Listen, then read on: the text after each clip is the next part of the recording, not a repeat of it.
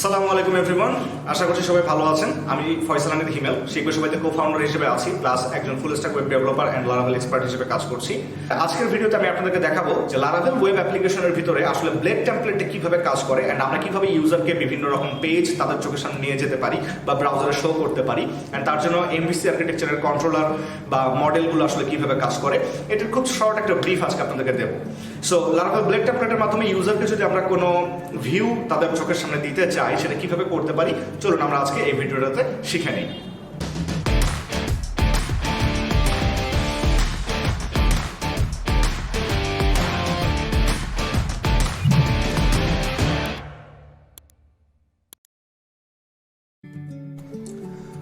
So এবার আমরা দেখতে যাচ্ছি লারাভেল ব্লেড টেমপ্লেট বেসিক্যালি জিনিসটা কি এবং ব্লেড টেমপ্লেটটি কিভাবে কাজ করে।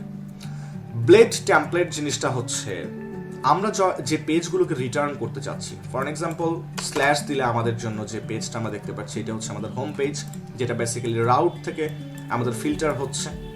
অ্যান্ড আমরা একটা কাস্টম ব্লেড টেমপ্লেট ক্রিয়েট করেছি আমাদের প্রজেক্টের ভিউ ফোল্ডারের ভিতরে। যে পেজগুলোকে আমরা ইউজারের কাছে রিটার্ন করছি, যে পেজগুলো ইউজার দেখতে পাচ্ছে আমাদের ব্রাউজারে, with contain dynamic or static any kinds of data. এটা আমার ডাইনামিক ডেটা হতে পারে, এটা আমার স্ট্যাটিক ডেটা হতে পারে, যে কোনো রকম ডেটা যেটা আমার দেখা যাচ্ছে অ্যান্ড ইউজাররা ভিজিট করতে পারতেছে। এই টেমপ্লেটগুলোকে বেসিক্যালি আমরা একটা index.html কিংবা .php এই এক্সটেনশনের জায়গায় .blade.php নামে একটা এক্সটেনশন দিয়ে আমরা ক্রিয়েট করি। যেমন আমাদের লারাভেলের যে ওয়েলকাম ব্লেডটা আছে সেখানে আমরা দেখতে পাচ্ছি welcome.blade.php, বেসিক্যালি এখানে ওয়েলকাম ফাইলটাকে রিটার্ন করা হয়েছে। .blade.php এই ব্লেড টেমপ্লেটটিকে এখানে উল্লেখ করার প্রয়োজন কিন্তু হয়নি। অ্যান্ড এখানে আমরা যে অ্যাবাউট পেজটা ক্রিয়েট করলাম মাত্র, let's say I am going to rename the page শিখবে সবাই লারাভেল অ্যাপ। আমি যদি এই পেজে কোনো ডেটা রিটার্ন করতে চাই, লেটস সে আমি এই পেজে আমি অ্যাবাউট পেজে একটা ডেটা রিটার্ন করতে চাচ্ছি। সো যে ডেটাটাকে আমি এখানে রিটার্ন করতে চাইবো সেটার জন্য আমাকে এখানে যে কাজটা করতে হবে, যে লেটস আমি এখানে একটা পিএইচপির কোড লিখতে পারি। ইফ আমি চেক করতে পারি অথেন্টিকেশন চেক, আমি চেক করতেছি যে আমাদের ইউজার বা এই মুহূর্তে আমি লগ ইন অবস্থায় আছি কিনা। যদি আমি এই অবস্থায় লগ ইন অবস্থায় থাকি তাহলে এখানে কিছু একটা রিটার্ন করব। সো কি রিটার্ন করব, আমি এখানে অথেন্টিকেশনে ইউজারের যে নেম সে নেমটাকে রিটার্ন করব। সো দেখেন এই মুহূর্তে কিন্তু আমি এখানে লগ ইন অবস্থায় নেই, যে কারণে আমাকে কিন্তু এখানে কোনো ডেটা দেখাচ্ছে না। বাট আমি যদি এখানে লগ ইন অবস্থায় থাকতাম সেক্ষেত্রে এই ব্লেড টেমপ্লেটটি ঠিক এমনভাবেই কাজ করত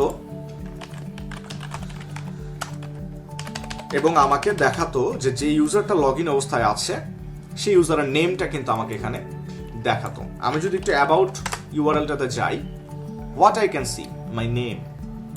সো আমি যদি এখানে একটু বলে রাখি যে logged in user name, so আমি এখানে কিন্তু ঠিক সেম ভাবেই দেখতে পাচ্ছি।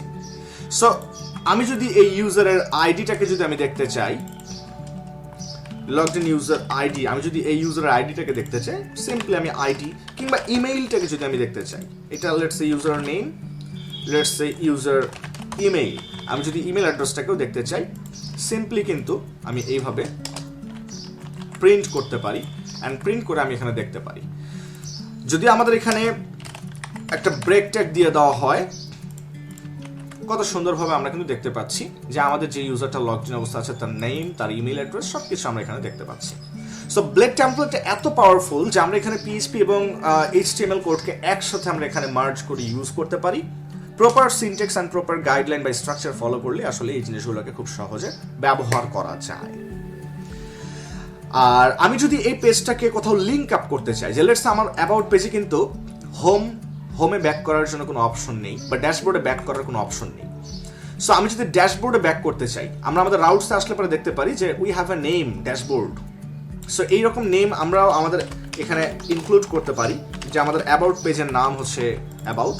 সো আমি যদি ড্যাশবোর্ডে ব্যাক করতে চাই, সো তখন আমরা কি করব, আমরা এখানে বললাম রিটার্ন টু ড্যাশবোর্ড দিয়ে আমরা এখানে একটা অ্যাঙ্কর ট্যাগ প্রিন্ট করে দিচ্ছি যে অ্যাঙ্কর ট্যাগে আমি হাইপার রেফারেন্সের ভিতরে আমাদের রাউটের লিঙ্কটাকে কল করলাম অ্যান্ড বললাম গো টু ড্যাশবোর্ড।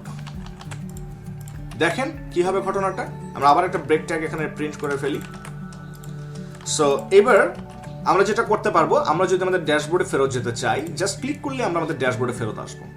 অ্যান্ড যখন আমি লগ ইন থাকবো না, তখন কিন্তু আমার অ্যাবাউট পেজে গেলে আমি শুধু আমার পেজ টাইটেল শিখবে সবাই লারাভেল অ্যাপ এইটাই দেখতে পাচ্ছি, আমি কিন্তু লগড ইন ইউজারের কোনো ইনফরমেশন দেখতে পাচ্ছি না। সো ব্লেড টেমপ্লেটে আমরা এতটাই পাওয়ারফুলভাবে কাজ করতে পারি লারাভেলে, এবং আমরা ডেটাবেস থেকে ডেটা প্রয়োজনে রিড করে নিয়ে আসে আমরা যেভাবে প্রয়োজন আমাদের রিকোয়ারমেন্ট অনুযায়ী বা একটা প্রজেক্টের গাইডলাইন অনুযায়ী আমরা কিন্তু এই ব্লেড টেমপ্লেটটা ইউজ করতে পারি to return any kinds of static and dynamic data in front of the user. So আপনারা দেখলেন যে আমাদের ইউআরএল বেসড যে কোনো পেজকে যদি আমরা আসলে ইউজারকে দিতে চাই বা ইউজারকে রিডিরেক্ট করে দিতে চাই, সেক্ষেত্রে আমরা কিভাবে লারাভেল অ্যাপ্লিকেশনটা ব্যবহার করতে পারি। অ্যান্ড আই বিলিভ এটা আপনাদের ভালো লেগেছে, নতুন নতুন টপিক শিখতে পারছেন। So guys, thank you so much. আমাদের সাথে কানেক্টেড থাকুন, লাইক এবং সাবস্ক্রাইব করে আমাদেরকে আরো উৎসাহিত করুন নতুন নতুন ভিডিও আপলোড করার জন্য, সো দ্যাট আপনারাও স্কিল ডেভেলপ করতে পারেন অ্যান্ড আমরাও আপনাদের সাথে থাকতে পারি। Thank you so much everyone.